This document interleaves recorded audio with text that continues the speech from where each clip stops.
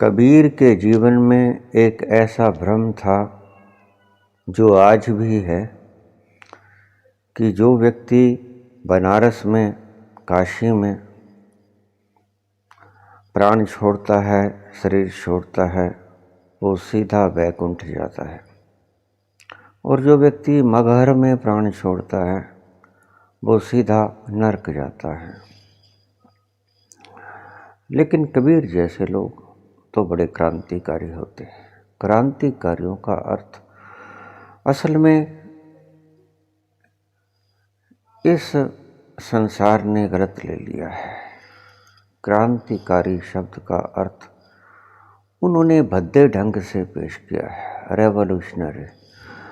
Revolution का मतलब सिर्फ खून खराबा नहीं होता, क्योंकि हमारे रेवोल्यूशन शब्द को बोलते ही हमारे जहन में खून खराबे की बात आ जाती है। रेवोल्यूशन बड़ी शांतिपूर्वक भी हुआ करता है और असल में तो रेवोल्यूशन शांतिपूर्वक ही जो हो वो ही रेवोल्यूशन होता है, वही क्रांति होती है। बाकी तो उत्पात हुआ करते हैं, उपद्रव हुआ करते हैं। जो क्रांति खूनी हो वो क्रांति होती ही नहीं, वो तो बदमाशी होती है। क्रांति का सही अर्थ होता है बदलाव, और बदलाव हमेशा शांतिपूर्वक होना चाहिए। अभी अमेरिका में जो सबसे बड़ा डेमोक्रेसी है,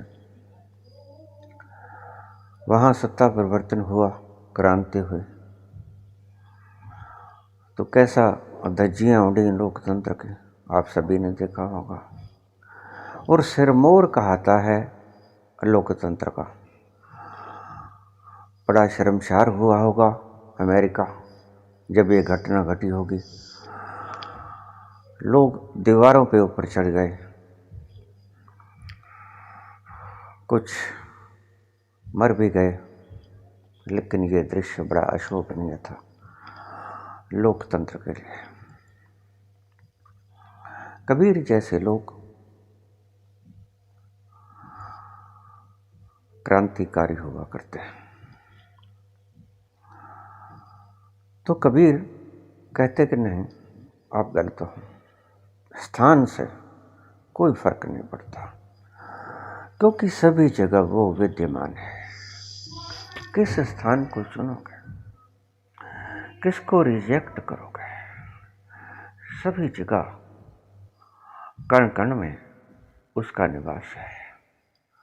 और देखिए, हम हिंदू लोग, हमारे सभी शास्त्रों में यही लिखा है कि वह ईश्वर सर्वव्यापक है, सभी जगह विद्यमान है।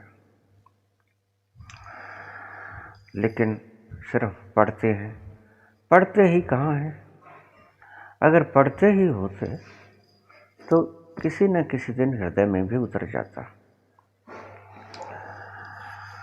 दिखावटी पढ़ते हैं, जैसे मंदिर जाते हैं लोग, रास्ते में बैठ जाते हैं, बिल्कुल रास्ते में, ताकि सब आता जाता व्यक्ति उसे देखे, माला फेरते हैं, आंखें बंद कर लेते हैं, बहुत बड़ा भक्त है जैसे। एक व्यक्ति रोज मेरे शहर में मंदिर जाया करता था, मैं भी मंदिर जाया करता था। मेरा तो जीवन का करीब करीब आधा हिस्सा मंदिर में ही बीता। तो बड़ा वो मस्त ध्यान लगाया करता, माला फेरा करता, लेकिन बगुले की तरह। बक ध्यान लगायो, बाबा जी ने तभी तो कहा कि बगुले की तरह। ध्यान उसका शिकार में होता है, ध्यान होता है उसका लक्ष्य होता है शिकार में, और बगला खड़ा होता है आंख बंद करके, और उसका ध्यान होता है कि कब शिकार आए। तो एक दिन मैंने उससे पूछ लिया कि रोज आते हो, कभी नागा नहीं करते, क्या चाहते हो ईश्वर से? सब कुछ तो है।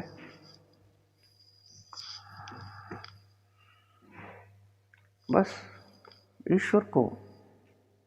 ईश्वर से मांग रहे हैं मैंने कहा फिर ऐसा तो नहीं मिलेगा जैसा आप मांग रहे हो, थोड़ा क्रांति करनी होगी भीतर जाके।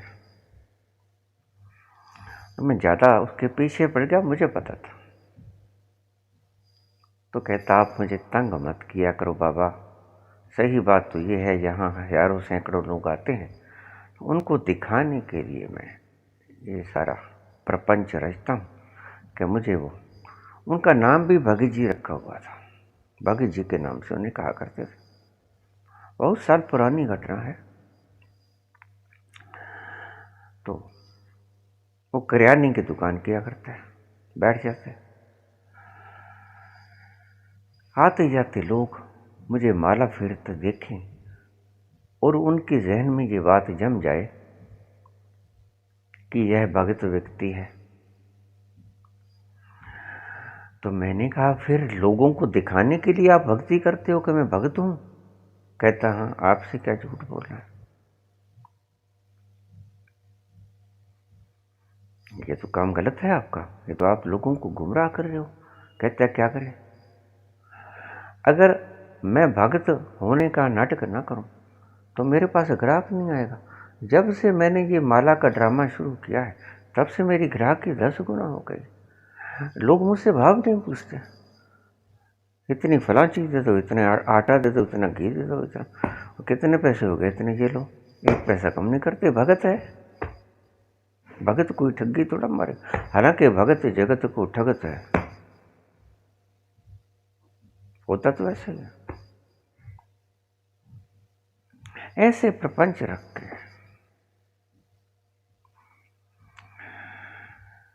सुबह सुबह किसी दिन मेरे पास एक मित्र आए, कहते राम जी आपका मंदिर बन गया। मैंने कहा मेरा मंदिर बन गया? अरे भाई क्या कह रहे हो, मंदिर किसके बना करते हैं पता है? कहता नहीं आप समझाइए। मैंने तो यह कहा मैं राम जी का रोल किया करता था, हमारे यहाँ रामलीला बहुत मशहूर है। 2 मेन रामलीलाएँ होती हैं यहाँ, श्री राम नाटक क्लब और न्यू श्री राम नाटक क्लब, और मैं दोनों ही क्लब्स में बतौर अभिनय किया करता था राम जी का। दोनों की ही मैनेजमेंट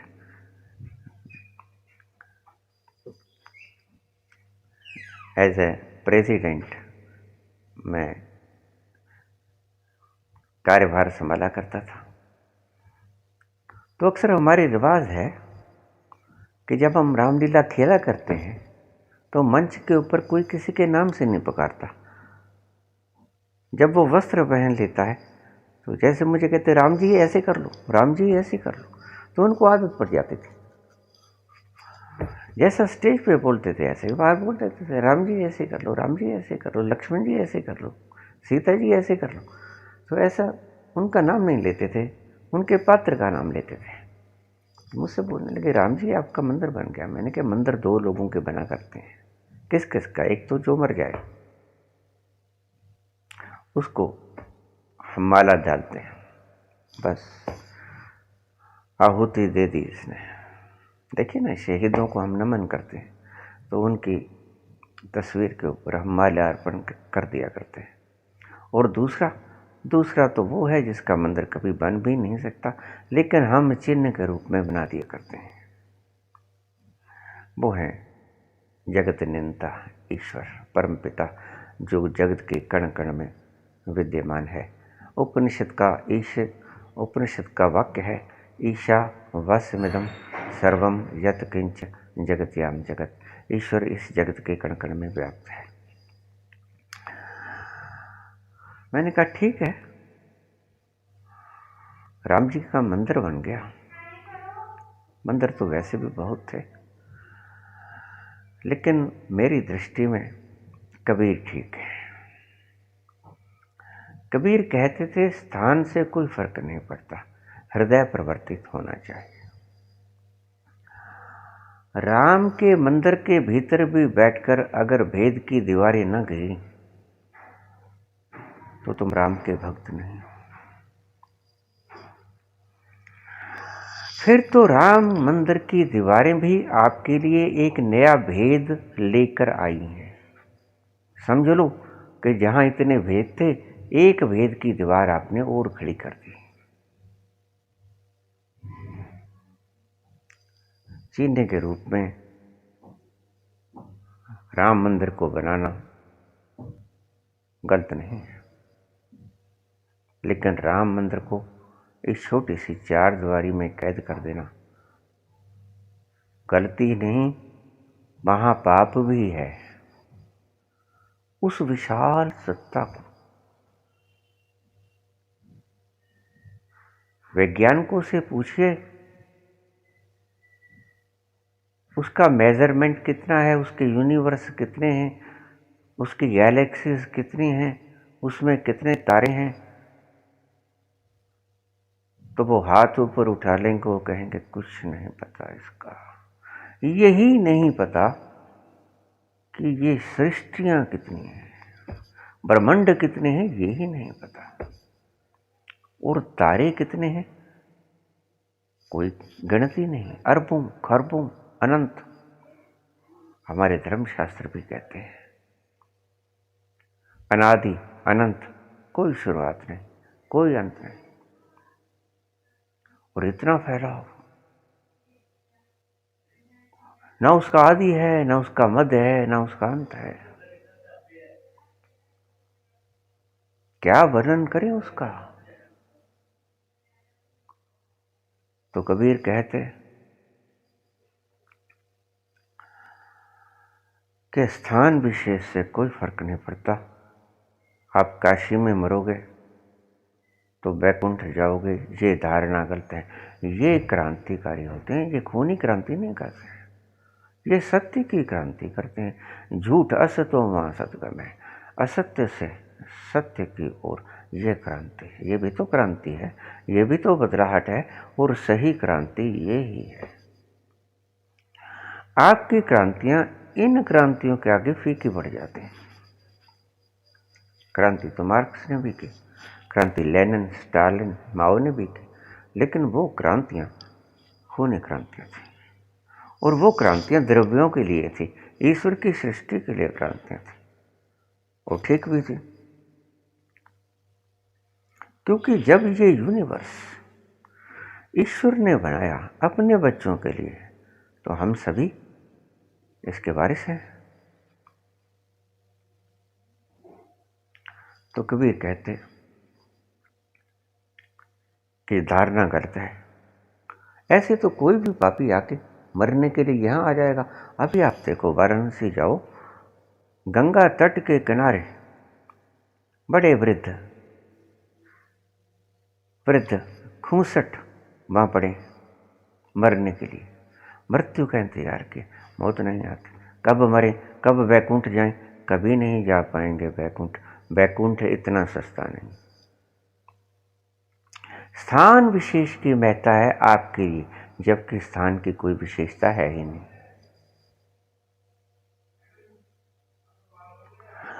आप राम मंदिर में राम के दर्शन हेतु अयोध्या चले जाएं। एक बार जब राम के मंदिर को देखेंगे, उसकी भव्यता को देखकर आप मुग्ध हो जाओगे। लेकिन कभी उसकी सही महत्ता को देखा? ऊपर झांके उसके यूनिवर्स की तरफ, उसके ब्रह्मांड की तरफ, उसकी रचनाओं, उसकी कलाकृतियों की तरफ कभी देख के हाथ ऊपर उठाए कि हे परवरदिगार, तेरा कोई अंत नहीं। आपने कभी आसमान की तरफ हाथ उठा के कभी नहीं कहा होगा, जो अपने आप को भक्त कहते हैं, कि हे परवरदिगार, तेरा कोई अंत नहीं। लेकिन इस भव्यता को देखने के लिए आप चले जाएंगे। इसे मैं भक्ति नहीं कहता। ये मूर्ख लोगों की समझाई हुई मूर्खता भरी बातें हैं, और कुछ भी नहीं। जैसा ईश्वर समस्त ब्रह्मांड में मौजूद है, बिल्कुल ऐसा ही और बिल्कुल इतना ही ईश्वर राम मंदिर में भी मौजूद है। उसके दर्शन आप कहीं भी कर सकते हो। कला चाहिए झुकने की, जहाँ झुक गए वहाँ पाओगे कि राम के चरण मौजूद हैं, वहीं उसके पांव पकड़ लेना, वहीं झुक जाना, वहीं माथा टेक लेना, फिर कहीं जाने की आवश्यकता नहीं। फिर जहीं मरोगे वही काशी है, जहां मरोगे वहीं से वैकुंठ पहुंच जाओगे। तो कहते कि जो मगहर में मरता है वो नरक जाता है। बहसबाजी चलती रही। कबीर ने क्योंकि दर्शन किए थे, कबीर अपने दर्शन के बल पे बोल रहा था, और ये पंडे अपने शास्त्रों के बल पे, इन पन्नों के लिखे हुए पन्नों के बल पे बोल रहे थे। अपना तो कुछ था नहीं, अपनी तो ठगी ठोरी थी। जो ये शास्त्रों को पढ़ के लोगों से ठगियां मारते थे, कभी गरुड़ पुराण खुला लो जी, कभी कुछ कर लो जी, कभी भागवत का सप्ताह करा लो जी। ये कुछ है इनके पास? इनके पास ज्ञान नाम की कोई चीज नहीं। इनके पास शास्त्रों के पठन पाठन की सारी सामग्री मौजूद है, लेकिन उन नग्न आंखों से देखे हुए सत्य की एक झलक भी इनके पास नहीं। इसीलिए वो तो घबराते, क्योंकि हमारे शब्दों का खंडन कर रहा है ये आदमी, लेकिन उसकी मजबूरी, क्योंकि वो तो वही बोलेगा जो उसने देखा। अब दोनों तरफ से मजबूरी, इधर तो सत्य बोलने की मजबूरी कबीर के लिए, और उधर रोजी रोटी बचाने की मजबूरी पांडवों के लिए।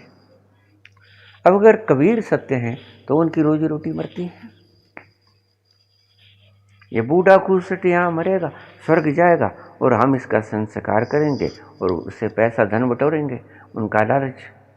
अब उनका तो लालच, और उसके भीतर से जागरण आनंद का जो सफूर्ण होके बाहर आ रहा है, भीतर की खुशबू ऑटोमेटिक जो फूलों के भीतर से उठती है, और एक उधर तुम्हारा सेंट इत्र जो छिड़क देते हो। दोनों में बहुत भेद है, एक बनाया हुआ आर्टिफिशियल, एक नेचुरली। तो कबीर से थोड़ा सा नाराज होते, धीरे धीरे नाराजगी बढ़ती गई। फिर पंडे इकट्ठे होकर पंचायत बुलाने लगे, ये गांव की पंचायत होने लगे। कैसे करें कैसे करें, सभी ऐसे आते जैसे बड़े महापंडित हों।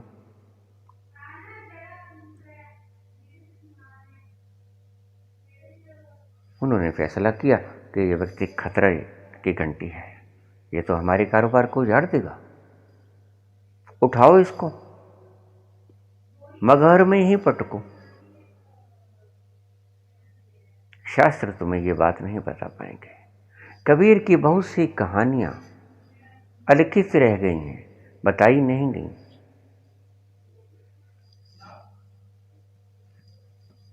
उन्होंने उठाया सोते हुए कबीर को और जाके मगहर में पटक दिया कि ये लो, अब यहीं मरो, देखो गधे की यूनी में जाते हो कि नहीं जाते हो।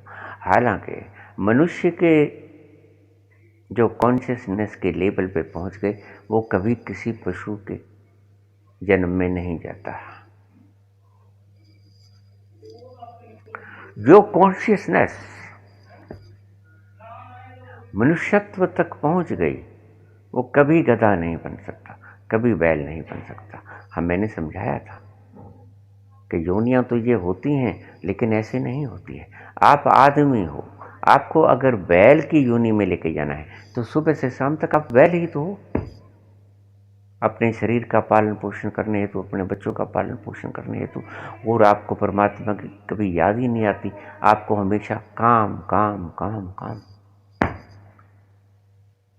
मैंने ऐसे लोग देखे हैं जो कि सिर्फ काम से फुर्सत न होने के कारण अपने घर गृहस्थी के रिश्ते खत्म कर लिया करते हैं। न बच्चों के पास बैठना, न घर के किसी और सदस्य के पास, न माँ बाप के पास, बस सिर्फ काम, ऑफिस का काम, ऑफिस का काम, फैक्ट्रीज का काम। भूल जाते हैं ईश्वर नाम की कोई चीज़ भी है कि नहीं, हम यहाँ आए किस लिए हैं, कुछ याद नहीं रहता। सो उन लोगों के व्यापार थे। लेकिन कबीर तो कबीर थे, कबीर ने अपना उपदेश वहीं से शुरू किया।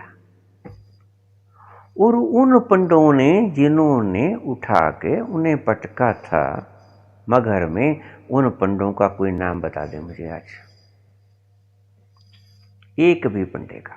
सैकड़ों पंडों ने उठाया, मगहर में पटका, लेकिन उन पंडितों का किसी का भी नाम बता दो मेरे को, नहीं पता ना। क्यों? क्योंकि वे दुष्ट लोग थे। और कबीर जिसको पटक दिया गया आज भी जिंदा है हमारे हृदय में, उसकी काव्य रचनाओं में, उसके दोहों में आज भी जिंदा है कबीर। लेकिन उन पंडों में से किसी का नामो निशान भी नहीं।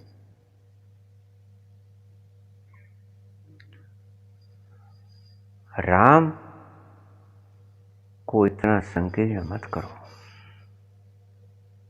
कि वो मंदिर की चार दीवारियों में कैद हो जाए, लोग तुम्हारा मजाक उड़ाएंगे और वो ईश्वर भी बैठा, खुद राम भी बैठा तुम्हारे ऊपर हंसता होगा, तुम्हारी मूर्खता के ऊपर, कि ये इतने मूर्ख हो गए। इतनी विशालतम मेरा अस्तित्व या कहां समेटे जा रहे हैं मुझे।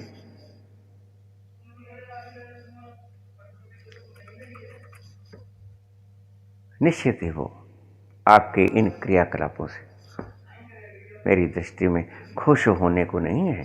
जो लोग आशीर्वाद ढूंढते हैं भगवान का सिर्फ इसीलिए कि उन्होंने मंदिर बना दिया, मैं ये समझता हूं कि उन्हें आशीर्वाद मिलने का नहीं है, क्योंकि उस राम का तो मुसलमान भी है, तुम्हारे राम का मुसलमान और है, उस राम का मुसलमान बिल्कुल हिंदू जैसा ही है, उस राम का ईसाई भी बिल्कुल हिंदू जैसा है, उस राम का सारी जाति, किसी भी जाति का हो, यहूदी हो, चाहे सिख हो, चाहे जैनी हो, बुद्ध हो, उस राम का तो सभी कुछ है। लेकिन तुम्हारे राम का तो सिर्फ हिंदू है। जो तुमने राम बनाया उसमें कौन सिख जाएगा, उसमें कौन मुसलमान जाएगा?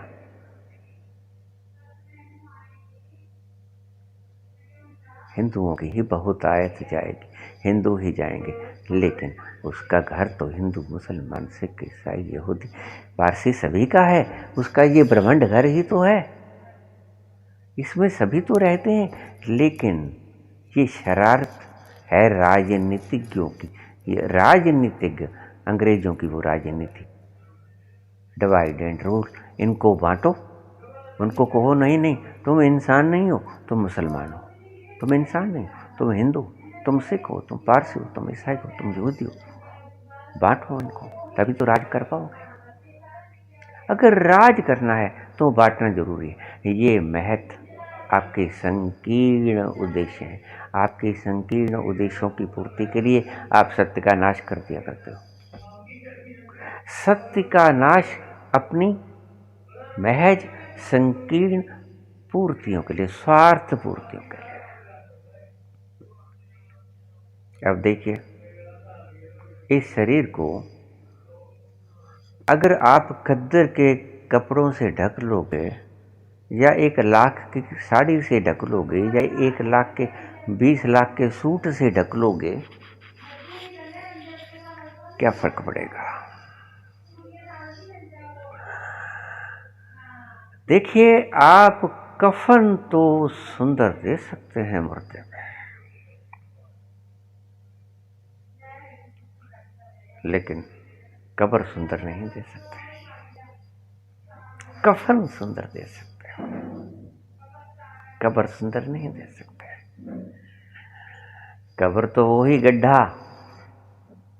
गड्ढे के भीतर पड़ा हुआ व्यक्ति, ऊपर से मिट्टी गिरा दी जाएगी, ऊपर से नमक वगैरह सभी द्रव्य गिरा दिए जाएंगे और भीतर दफन हो जाओगे। कब्र नहीं बदल सकते, कब्र सुंदर नहीं दे सकते, कब्र तो मैली ही होगी, रेत युक्त होगी, मिट्टी से युक्त होगी। जिस मिट्टी से आप नफरत करते हो उसमें ही गड़ जाओगे। कफन सुंदर दे सकते हो, गरीब के ऊपर खद्दर का कफन, अमीर के ऊपर रेशम का, इतना फर्क तो आप कर सकते हो। लेकिन मुर्दे को क्या फर्क पड़ता है कि उसके शरीर को कफन कैसा मिला है? वो तो आपके शोरगुल से परेशान होता है। जीते जी आपका शोर उसे अच्छा लगता है। जीते जी बड़ा बाबेला उठाएगा। हमने देखा विवाह शादी में लोग कई बार पड़ोसियों से ज्वेलरी मांगकर पहन के चला जाया करते हैं, और अक्सर तो आर्टिफिशियल जिनका पता ही नहीं चलता वो डाल लेते हैं। मैंने किस तरह से पूछा, मैंने कहा ये ज्वेलरी जो आर्टिफिशियल आपने डाली ये काहे को डाली? कहती देखिए आपसे झूठ तो बोल नहीं सकते। सच पूछा? बिल्कुल झूठ बोलोगे? कहती लोगों को लोग कानू मचाने वास्ते लोग ईर्ष्या खाएं, जलें कि इसके पास इतना है। मुर्दे से पूछो कितना लेके गया साहब, वो करेगा न्याय।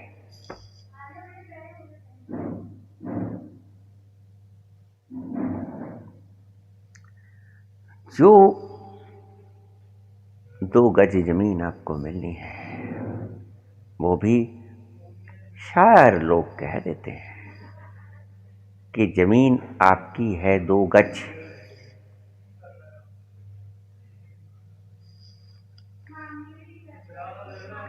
लेकिन वो 2 गज जमीन भी आपकी कहाँ है? उसमें सिर्फ दफन हो आपकी नहीं है। मलकियत आपकी नहीं है जहां आप दफन हो। मुर्दे की कोई मलकियत नहीं होती। मुर्दे का तो शरीर भी मलकियत नहीं होता। जिसने सारी उम्र उसका साथ निभाया होता है वो भी तो आखिर में छोड़ दिया करता है। तो जब शरीर ही नहीं तो शरीर के ऊपर ओढ़ा हुआ कफन उसका कैसा होगा? और जिस धरती के भीतर वो दफन वो उसकी कैसे होगी? उसकी नहीं है। ये तुम्हारी भरम है। मैं अक्सर कहा करता हूं कि बच्चा जन्मता है, उसके आगे फिर बच्चा जन्मता है, उसके आगे फिर बच्चा जन्मता है। आदमी 100 साल का हो जाता है, सड़दादा बन जाता है, तो आप बड़ी जश्न मनाते हो। काहे को सड़दादा बन गया? मैं कहता हूँ नहीं, ये सड़ के गया है इसलिए आप खुशी मनाते हो। सड़ के गया है, ये पढ़ के गया है, पढ़ता था, ये चारपाई पे खाटड़ी पे पढ़ के गया है, पढ़ता था। ये सड़ के गया, सड़ता था, सड़ोगे 100 साल। हमारे सारे वेद शास्त्र इस बकवास से भरे पड़े कि 100 साल जियो, 100 साल जियो, 100 साल जियो। अरे क्या धरती उल्टी कर दोगे? तुम 1000 साल भी जियोगे तो जो तुमने 100 साल में कर दिया वो 1000 साल में कर दो। जियो जियो जियो जियो। जीने से आपने पाया क्या, ये इसकी अहमियत है। बंगले पाए, कारें पाई, ज्वेलरी पाई, कैश पाया, ऐश्वर्य पाया, नाम पाया, कुख्यात हुए, विख्यात हुए, क्या क्वालिफिकेशन अर्जित की, कितने गोल्ड मेडल लिए, नोबेल पुरस्कार जीता, क्या जीता? ये आपकी उपलब्धियां नहीं है। उपलब्धि क्या होती है? उपलब्धि वो होती है जो मरने के बाद भी आपका पीछा ना छोड़े, आपके साथ रहे, आपका संग साथ ना छोड़े, वो आपकी उपलब्धि। तो फिर क्या उपलब्धि होती है? देखो, इस परिभाषा को प्रयोग करके आप देखो आपकी उपलब्धि क्या है। वही जो आपने शाश्वत पाया वो आपकी उपलब्धि है। जो कभी आपके मरने के बाद भी जिसे आप अपना होना समझते हो, शरीर के मरने के बाद भी जो आपके साथ रहता है वो आपकी उपलब्धि, वो आपकी संपत्ति। अन्यथा आपकी संपत्ति कुछ भी नहीं, सब कुछ यहाँ छोड़ के चले जाओगे। जो साथ जाएगा वो आपकी संपत्ति,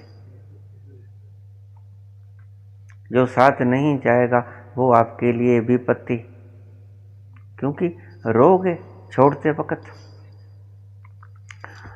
लोग मरते हैं तो भी वासना ही कहाँ मरती हैं। एक बनी हमारे रहा था, 4 बेटे थे।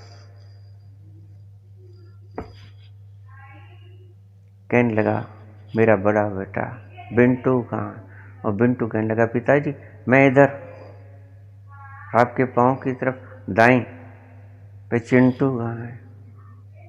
बाएं पिताजी बाएं आपके पाँव की तरफ।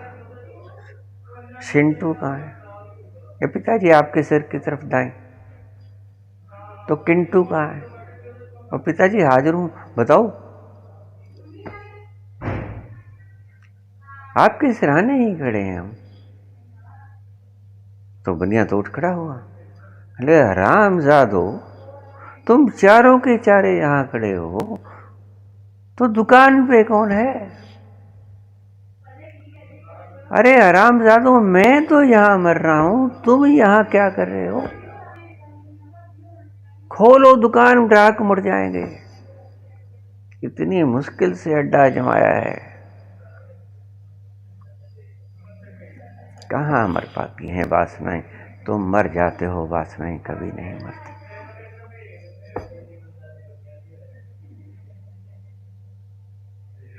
और कबीर को वहां पटक दिया गया, मगहर में मरे, गीत गुनगुनाते हुए मरे। वो होता है बैकुंठ। ये होता है बैकुंठ। कबीर के पास एक दंपति आ गए, झगड़ा रहता था आपस में। कबीर के पास आके प्रणाम किया, नाम सुना था, बड़े समझदार व्यक्ति, फैसला करवा देते हैं, झगड़ों का फैसला बहुत बढ़िया करवाते हैं। चले गए, प्रणाम किया, बैठ गए। भगत जी हमारी समस्या है। क्या समस्या है? हम झगड़ते रहते हैं। क्यों? बस झगड़ते रहते हैं, हमारे विचार नहीं मिलते। उसने कहा कोई बात नहीं, देखते हैं, कोई चाय वगैरह पिला दो। लोई से कहा मेहमान आए हैं, अतिथि देवो भव। अतिथि देवता परमात्मा के समान होता है। हम तो अतिथियों को बाहर निकालने के लिए उत्सुक हैं। निकाल दो भारत से अतिथियों को।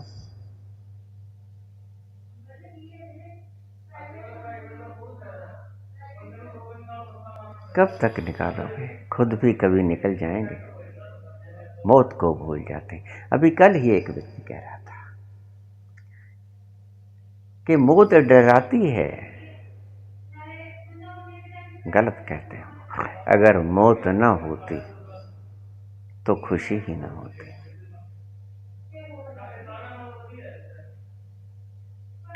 जिंदगी तो बेवफा है, एक दिन ठुकराएगी। मौत महबूबा है, अपने साथ लेकर जाएगी। सही प्रेमिका तो वो है जो सदा के लिए ले जाती और कभी वापस नहीं करती। मौत महबूबा है, अपने साथ लेकर जाएगी। जिंदगी तो बेवफा है, एक दिन ठुकराएगी। अगर मौत न होती तो निजात का अवसर ही आपके पास न होता, क्योंकि जिंदगी इतनी दुखदायी है। जिसे आप सुख माने बैठे हो, और इस भ्रांति के कारण आप ये सूट डालते हो 15-15 लाख, 20-20 लाख। आप ये साड़ियाँ डालते हो लाख लाख। वही बात जो वो पंजाबन ने मेरे को कही कि लोगों नूं मचाण वास्ते, लोगों नूं सड़ाण वास्ते, चाहे लोगों तो उधारा ज्वैलरी मंग के पानी पवे, पर लोग तो वेख के सड़ जाणगे ना। हिंदी में तर्जमा कर दूं, वो औरत पड़ोसी से मांग के लेके आई थी गहना किसी शादी में जाने के लिए। तो मैंने कहा काहे को मांग के लेके आई? कहते लोगों को जलाने के लिए। मेरे पास है चाहे नहीं है, लोग तो जलेंगे ना। लोग जलेंगे, किसके पास क्यों और मेरे पास क्यों नहीं? सही तो ऐसी कुंठित भावनाओं वाले लोग ही धरती पर दुख फैला रहे हैं। क्यों? घर वाली से लड़कियां आएंगे, घर वाले से लड़कियां आएंगी और बाहर लिपस्टिक लगा के लाल होंठ करके जाएंगे। आप देखना घर के भीतर ये चंडियां होती हैं, राक्षसनी, और बाहर जाके देखना कैसे मुस्कुराती हैं।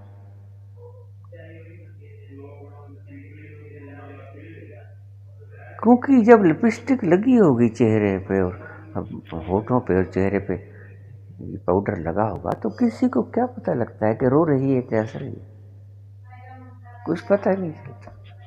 अपनी असलियत को छुपाने के बहाने है मेकअप।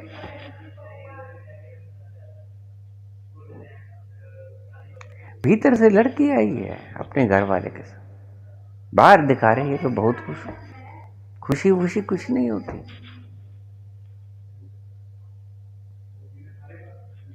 ये सब लोगों को भ्रांतियों में डालने वाले हैं।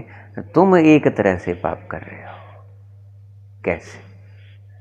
जो तुम नहीं हो वो दिखा रहे हो। अब इन अभिनेत्रियों को देखो, इनके सड़े हुए चेहरे, 20-20 परतें जब मेकअप की जड़ लेती हैं तो लोगों को सुंदर लगती हैं। अभी एक केस हुआ पीछे, लड़की दिखाई गई मेकअप करके, सुंदर लगी, मेकअप सुंदर लगा, चेहरा सुंदर थोड़ी था, मेकअप सुंदर लगा। किसी कुशल कारीगर ने मेकअप किया होगा। दिखाई गई लड़की को, पसंद ही आना था, मेकअप अच्छा था, असलियत तो दिखानी ही नहीं। हाँ कर दी, शादी हुई और शादी के वक्त मेकअप कराया नहीं उसने, बिना मेकअप के बैठ गई।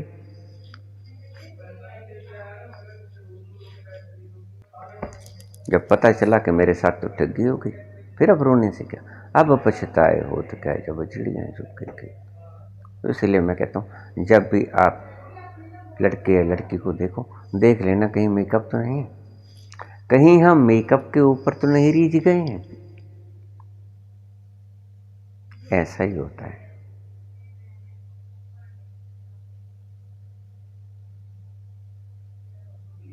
ऐसा है क्या जिसके ऊपर तुम मरे जा रहे हो?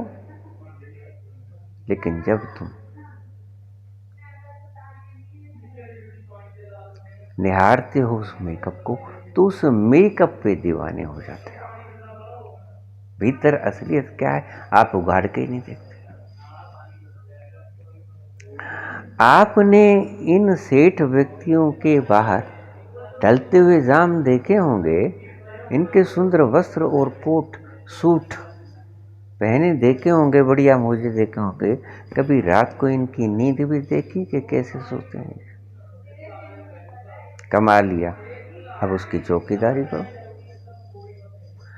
ये मालिक नहीं, ये चौकीदार है।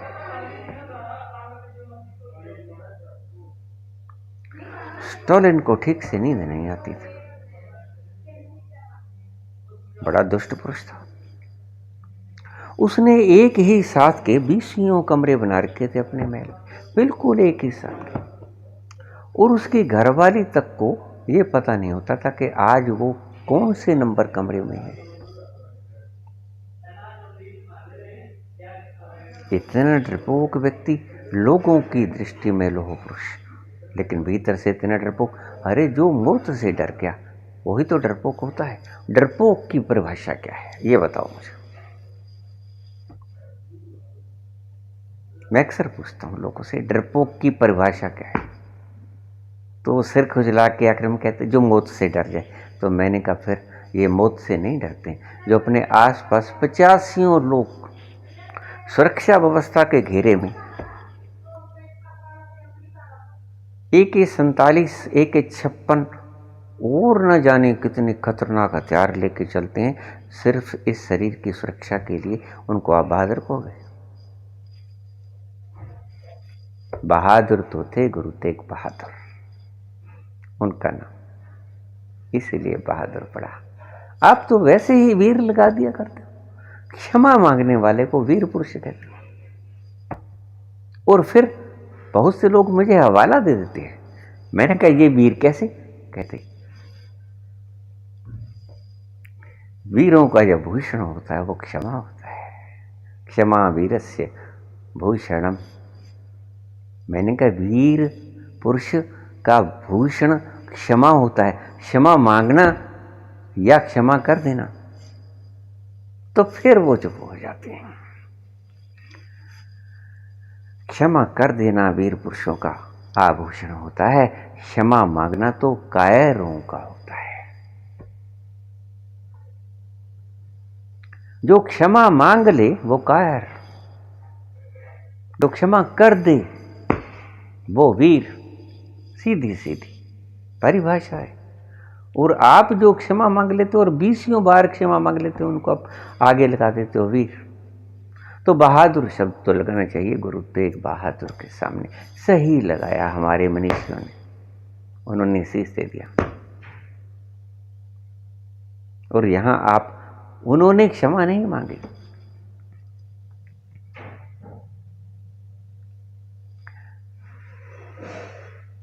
शहीद आजम भगत सिंह के पास 3-4 बार यह प्रपोजल गई कि आप क्षमा याचना कर लें लिखित, और आगे से ये काम करना बंद कर दें, आपकी फांसी माफ कर दी जाएगी। तीनों की, राजगुरु सुखदेव और शहीद आजम भगत सिंह, क्या आप लिखित में दे दें, क्षमा मांग लें और लिखित में दे दें कि हम आगे से ऐसा क्रम नहीं करेंगे, हम संन्यास ले लेंगे उग्रवादिता से। टेररिज्म कहते थे वो इसको अंग्रेज। हम आपको क्षमा कर देंगे। वो भी बच सकते थे क्षमा मांग के। उनके पास 3-4 बार ऐसे अवसर आए, ऐसी प्रपोजल आई, अंग्रेज भी नहीं चाहते थे। कितने छोटे छोटे बच्चों को मारा जाए, ये कोई उम्र थोड़ी होती है। औरंगजेब जैसे निर्दयी कलुषित हृदय वाले लोग 5-5, 7-7 साल के बच्चों की शहीदी लेंगे, इनको आप वीर पुरुषों की श्रेणी में रखोगे? अगर कहीं आदमी अमर होता, काश, तो लोग उसको जूती मार के और थूक के जाते उसके पास। औरंगजेब न मर सकता न जी सकता, उसने कर्म ही ऐसा किया था। अरे 5-7 वर्ष का अबोध बच्चा दीवारों में चिन्हने के और ऐसी दुखित मृत्यु के योग्य होता है क्या? उसमें आत्मा नाम की कोई चीज नहीं होगी। खैर, चला गया। जैसे ही जफरनामा भेजा गुरु गोविंद सिंह ने, उसे पता लगा कि मैंने क्या कुकृत्य किए हैं। देखिए, इन राजनीतिकों को आपको जफरनामे भेजने पड़ेंगे। जब इनको याद कराने वाला ही कोई नहीं है, ये सारे दिन घिरे रहते हैं जय जयकारों से, इनके नाम की हर तरफ गूंज हो रही है, तो ये आत्म दर्शन करते ही नहीं, आत्म निरीक्षण कभी नहीं करते, क्योंकि ये सिर्फ आपका कहा मान लेते।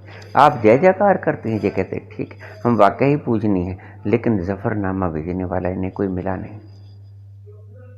जफरनामा भेजिए इनके पास, इनकी काली करतूतों को इनके पास भेजिए कि आपने ये गुनाह किए, इतने लोगों की हत्या के आप जिम्मेदार हो, ये इतने यहाँ मरवा दिए, इतने यहाँ मरवा दिए, इतने यहाँ आपके कारण मर गए, इन सब के गुनहगार आप। इनके जफरनामे इनको दिखाने चाहिए। लेकिन मेरी दृष्टि में औरंगजेब ज़्यादा अच्छा था, जो इतना दुख तो मान गया। शायद आज के राजनीतिक ज़्यादा दुष्ट हैं, वो जफरनामे से भी मानने वाले नहीं।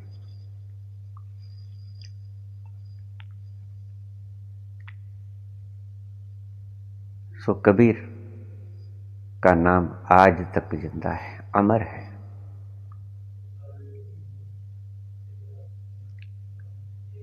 और उन पंडों का नाम कोई ना बता सकेगा कि किन्होंने रात को उठा के उसे मगर में पटका।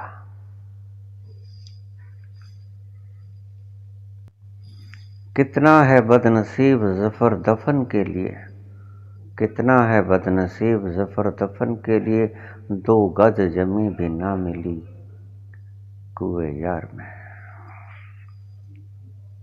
2 गज जमी भी ना मिली कुए यार में।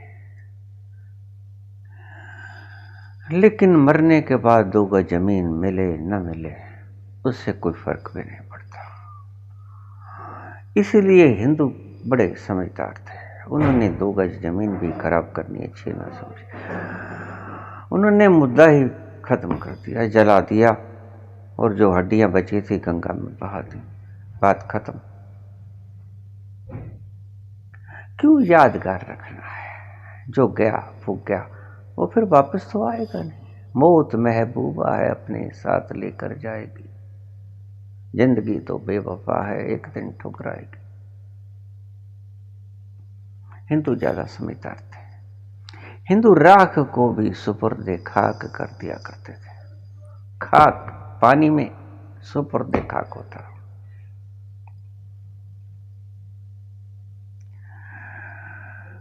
वैज्ञानिक कहते हैं आज हम मानहानि का दावा कर देते हैं। 500 करोड़ रुपए का मानहानि का दावा किया एक बहुमूल्य व्यक्ति ने। अभी पिछले दिनों में मैं खबर पढ़ रहा था कि 500 करोड़ रुपए का दावा मानहानि का, सिर्फ मानहानि का। तो मैंने डॉक्टरों से पूछा, साइंटिस्टों से, कि ये व्यक्ति की कीमत क्या होती है भला सारी? कहते हैं कि 6 रुपये 80 पैसे।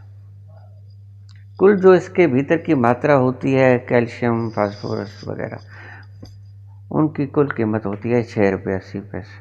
हर्जाना 500 करोड़ रुपए।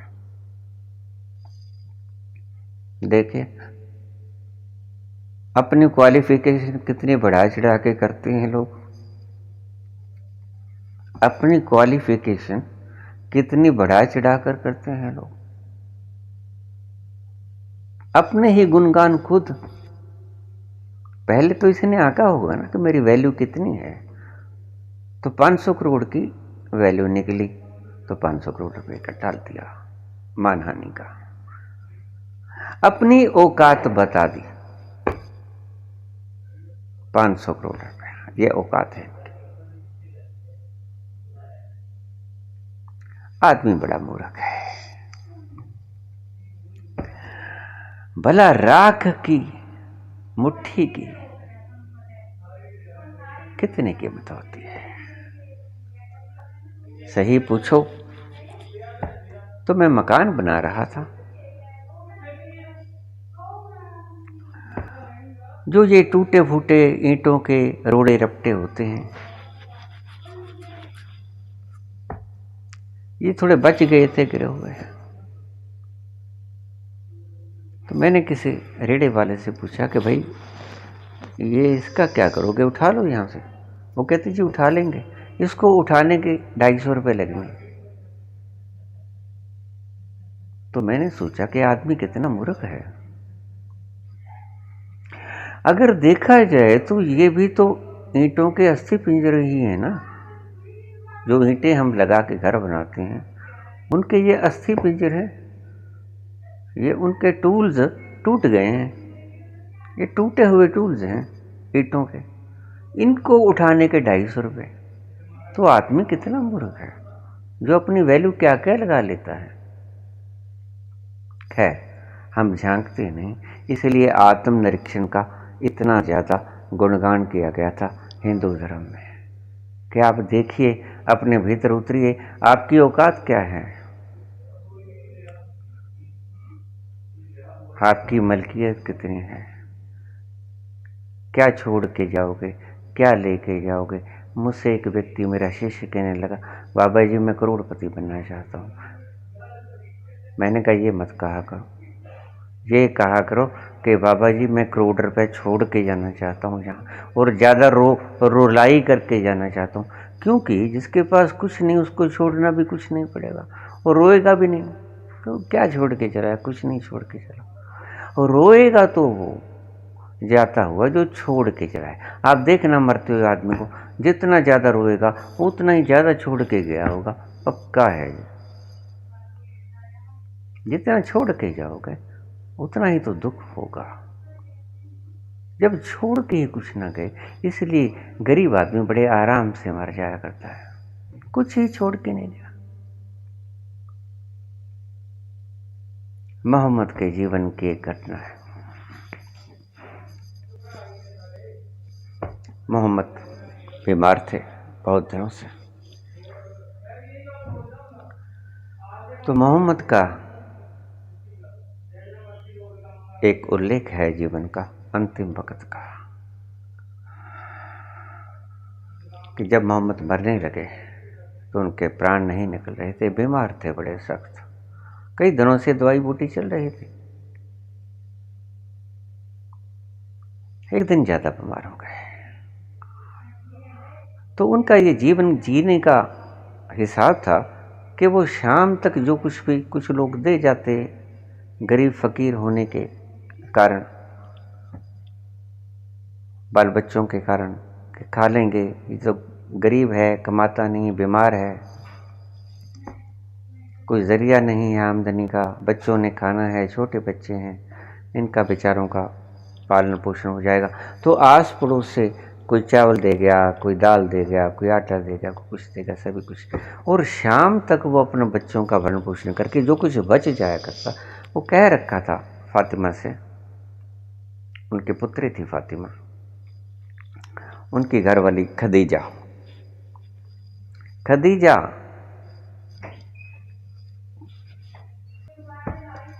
मोहम्मद से 15 वर्ष बड़ी थी। मोहम्मद 25 वर्ष के, खदीजा 40 वर्ष की, और उनकी पुत्री हुई फातिमा। तो फातिमा उनके पास रहा करती थी, सेवा शुश्रूषा के लिए। तो उनका जीने का ढंग ये था कि शाम को जो कुछ बचता वो बांट दिया करते, यानी कि जो दान आया उसमें से जो आपने बरत लिया, और बाकी का शाम को जो बच जाता वो आते जाते व्यक्ति को या किसी और उनसे भी ज़्यादा गरीब परिवार को, जरूरतमंद को जाके दे आते कि भाई ये तुम रख लो, तुम्हारे काम आ जाएगा। ऐसा रोजमर्रा का जीवन चलता रहा। शाम को कुछ भी घर में नहीं रखते थे वो, ऐसी थी उनकी प्रवृत्ति। एक दिन ज्यादा बीमार हो गए, उनके प्राण नहीं निकल रहे थे, अटके हुए थे प्राण, दुखी हो रहे थे, शरीर कष्ट झेल रहा था। वो कहने लगा फातिमा से, फातिमा आज मेरे प्राण नहीं निकल रहे हैं, क्या बात है? कहीं तुमने कुछ बचा के तो नहीं रख लिया है? घर में तुमने कहीं कुछ बचा के तो नहीं रख लिया है? तो फातिमा बोली, नहीं, मैंने कुछ नहीं बचा के रखा है। उसने कहा, देखो फातिमा, अच्छी तरह से देख लो, कहीं कुछ रह तो नहीं गया है? कहीं सारी उम्र का किया कराया मेरा खाक ना हो जाए। मैंने कभी जिंदगी में बचा के रात को सोया नहीं, मैं सब कुछ बांट के सोया, चाहे मुझे वो दान में भी क्यों ना मिला हो, तो मैं सब कुछ बांट के सोया करता था, निश्चिंत होके सोया करता था कि जब जाऊं तो खाली हाथ जाऊं, कुछ छोड़ के ना जाऊं।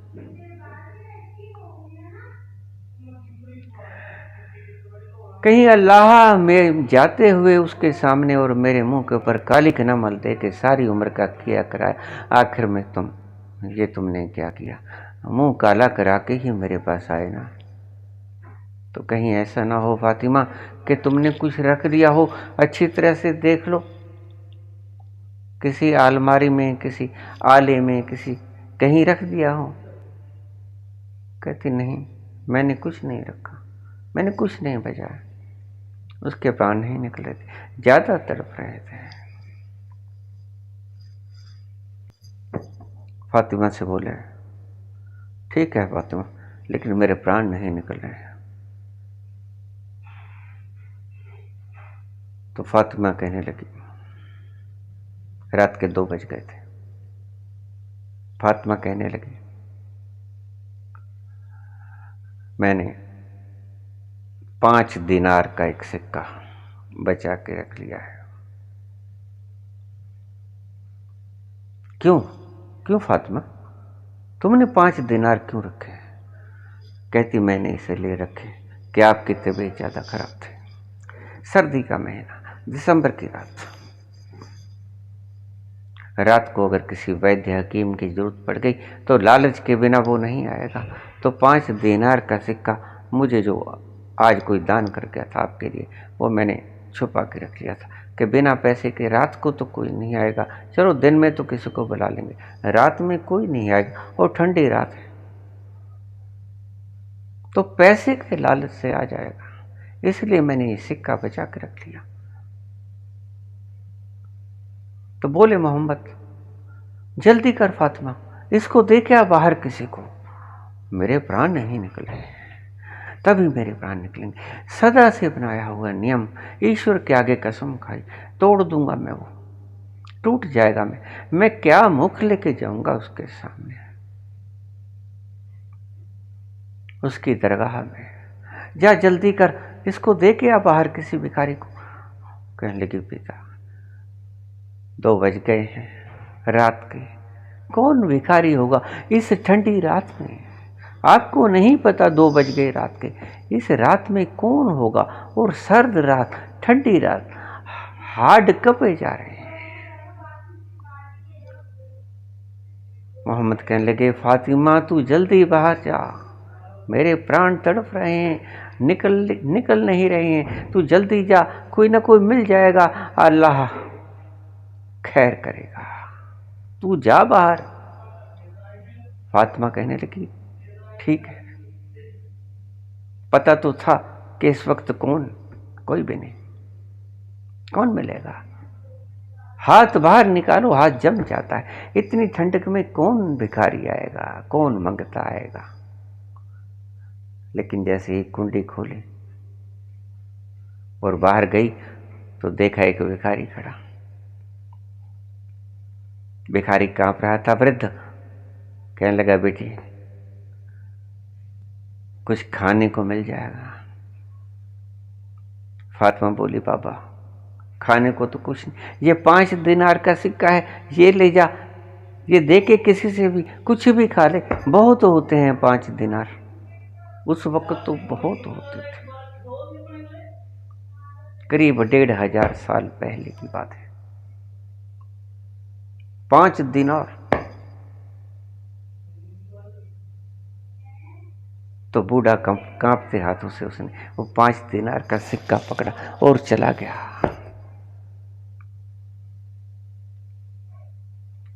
और जब उसने सांकल लगा के, कुंडी लगा के जब भीतर आई तो मोहम्मद चादर उठे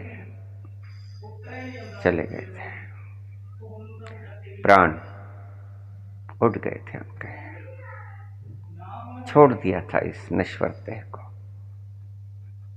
उन्होंने चादर हटाई, विश्रांति के भाव से मोहम्मद आराम से लेटे हुए पड़े थे। उन्होंने मुंह को ढक दिया, भाग के गई, सांकल खोली, दरवाजा खोला, बाहर देखा, आसपास काफी लंबी थी वो गली, दूर तक दिखता था, कोई नजर नहीं आया।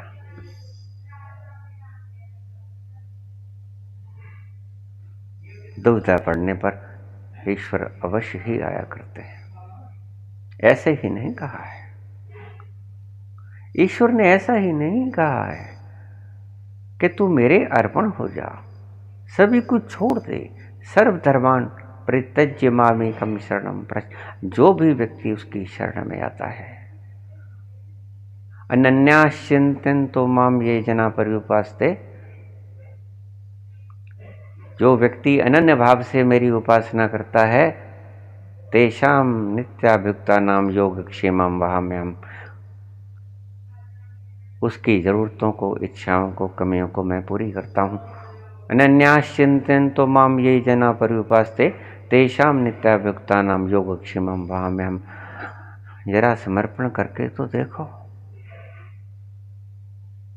उसकी गोद में सिर रख के तो देखो, उसके चरणों में अपना शीश नवा के तो देखो। यार की मर्जी के आगे यार का दम भर के देख, अपनी तो बड़ी कर ली तुमने, संसार को तो बहुत पूज लिया तुमने, संसार के द्रव्यों में तो बहुत उलझ गए तुम, संसार के माया के अंदर तो बहुत भ्रमित हो लिए तुम। यार की मर्जी के आगे यार का दम भर के देख, उस बड़े यार का, उस सही प्रेमी का, उस सच्चे प्रेमी का दम भर के तो देख, देख तो सही एक बार। अर्ज़े उल्फत कर चुका है, संसार से तो मोह माया बहुत कर ली, ये भी उल्फत करके देख, इस प्रेम में भी पढ़ के देख एक बार। जिस सुख की किरण को तू मारा मारा फिर रहा है, तुझे वो किरण तक नहीं मिल रही है, थोड़ा सिर नवा के तो देख। यार की मर्जी के आगे यार का दम भर के देख, अर्ज़े उल्फत कर चुका है, ये भी उल्फत करके देख। यही भगवान कृष्ण ने कहा। अनन्याश्चिंतन तो माम ये जना पर्युपास्ते तेषाम नित्याभुक्तानां योग विषयमं वाहम्यहम्। सर्वधर्मान् परित्यज्य मामेकं शरणं व्रज, अहम त्वां सर्वपापेभ्यो मोक्षयिष्यामि मा शुचि। थोड़ा झुक के तो देख, थोड़ा गर्दन निभा के तो देख, मेरे चरणों में सिर रख के तो देख। देख जिस सुकून की तलाश में तू दर दर मारे फिरता है, मेरी शरण में एक बार थोड़ा सा झुक के तो देख, तुझे वो सुकून मिलता है नहीं मिलता है, फिर संसार में देख भी चुका है तो। अगर ना देखा हो तो शायद तुम्हारे मन में रह जाए ये बात, पीछे मुड़ मुड़ के देखे कि वहां नहीं देखा, वो नहीं देखा, वो स्वाद नहीं चखा, वो आनंद नहीं चखा, वो दरवाजा नहीं, वो द्वार के ऊपर नहीं गया, तो शायद मन के भीतर कुछ रह जाए वासना बाकी। जब सभी कुछ देख लिया, अर्ज़े उल्फत कर चुका है, ये भी उल्फत करके देख।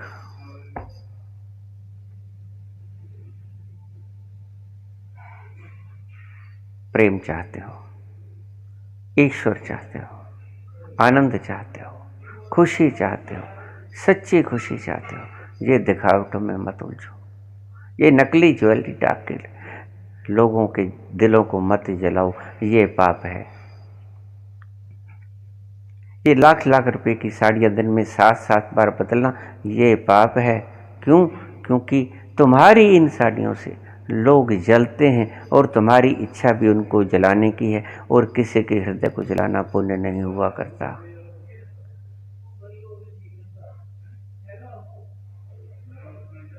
ये पाप है।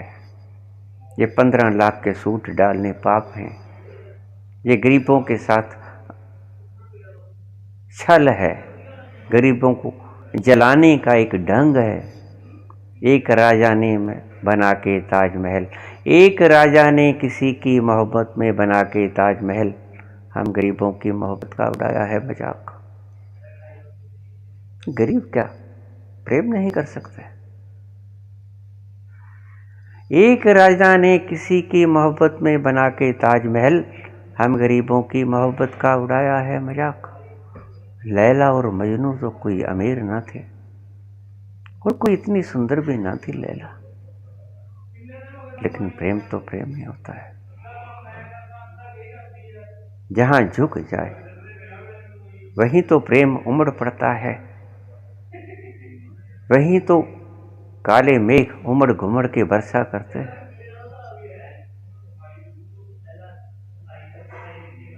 और तो सब कुछ देख लिया, संसार में भ्रमण कर लिया, संसार में सब स्वाद चख लिए, थोड़ा ये स्वाद भी चख के देख, थोड़ा झुक के देख, इसके कदमों में सिर नवा के देख। अहम त्वां सर्व पापेभ्यो मोक्षयिष्यामि मा शुचि। भगवान कृष्ण कहते हैं थोड़ा इनको भी आजमा के देख लो। धन्यवाद।